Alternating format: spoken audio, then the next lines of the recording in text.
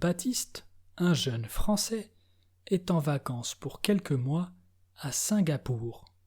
Il a toujours rêvé de s'y rendre. Durant les premiers jours de son voyage, il commence par visiter les endroits les plus emblématiques du pays. C'est comme cela qu'il découvre les jardins de la baie, ainsi que le fameux restaurant rooftop nommé C'est la vie.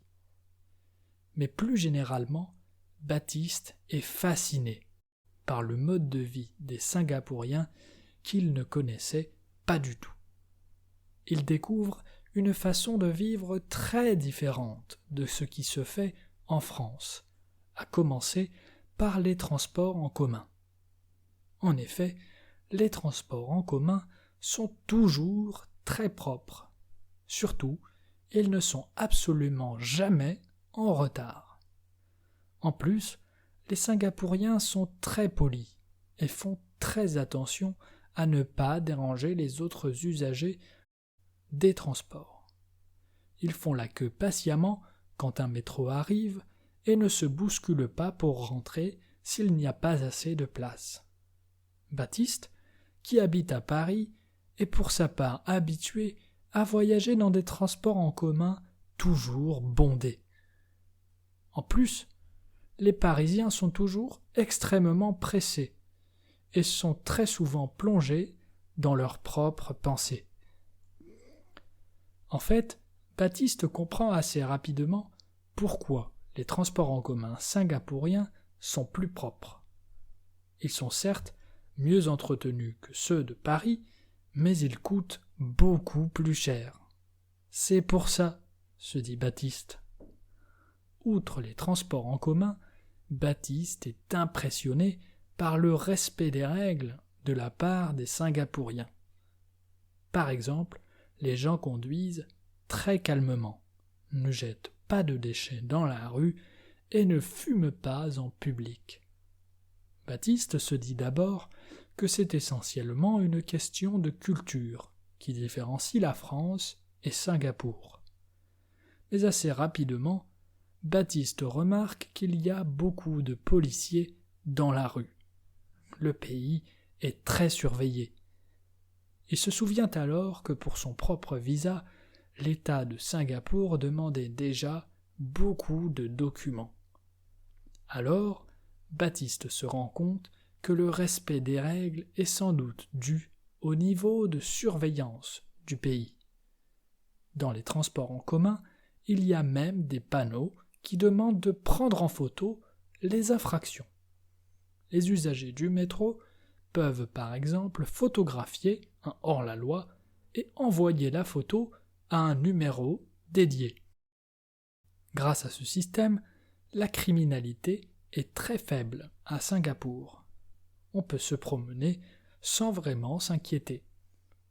Même si Baptiste est impressionné par d'autres avantages de Singapour, son pays lui manque quand même. Quelques semaines plus tard, il rentre en France et retrouve son quotidien. Certaines choses lui ont beaucoup manqué. Il comprend alors que tout n'est pas parfait en France, mais il trouve quand même que c'est un merveilleux pays. Par exemple, il n'y a qu'en France qu'il peut manger du bon fromage accompagné d'une délicieuse baguette. Now, read the complete translation, and your French listening skills will improve. To dig deeper into grammar and vocabulary, just click the links in the description box below. C'est parti! Baptiste, un jeune Français, est en vacances pour quelques mois à Singapour.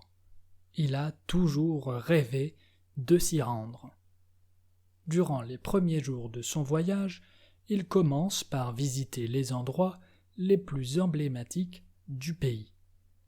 C'est comme cela qu'il découvre les jardins de la baie, ainsi que le fameux restaurant rooftop nommé C'est la vie.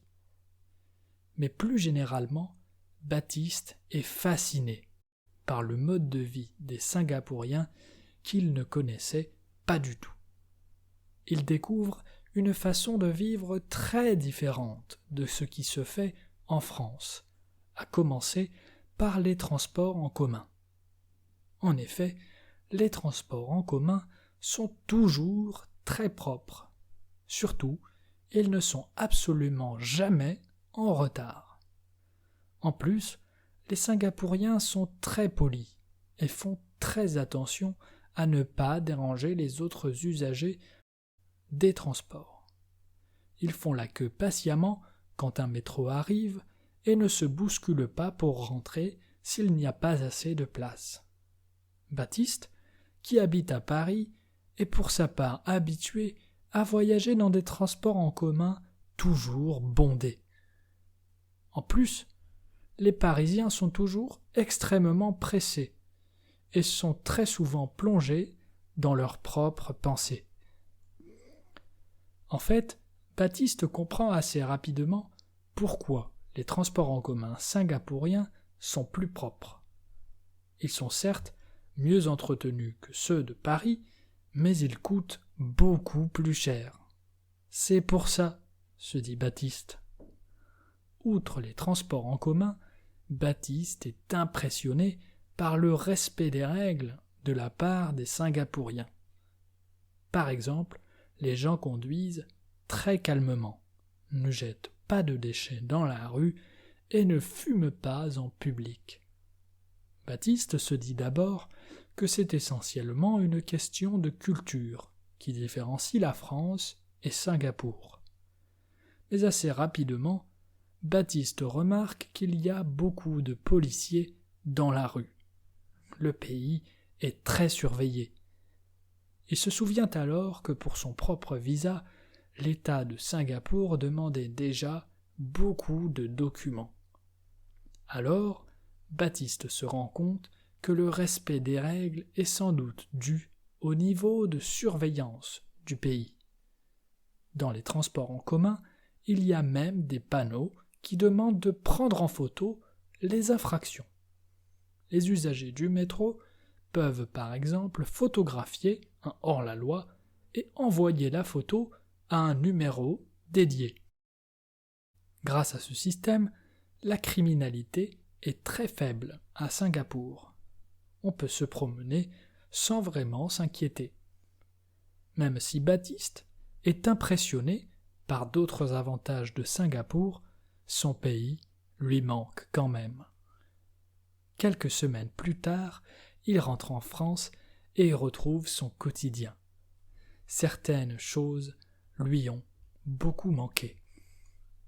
Il comprend alors que tout n'est pas parfait en France, mais il trouve quand même que c'est un merveilleux pays. Par exemple, il n'y a qu'en France qu'il peut manger du bon fromage accompagné d'une délicieuse baguette.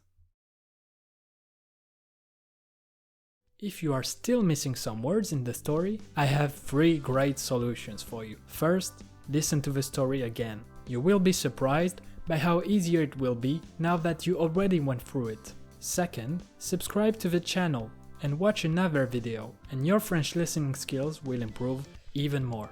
Finally, and this is the best one, you can buy one of the books by clicking the links in the description box below. The more stories you listen, the better your French will be. À bientôt!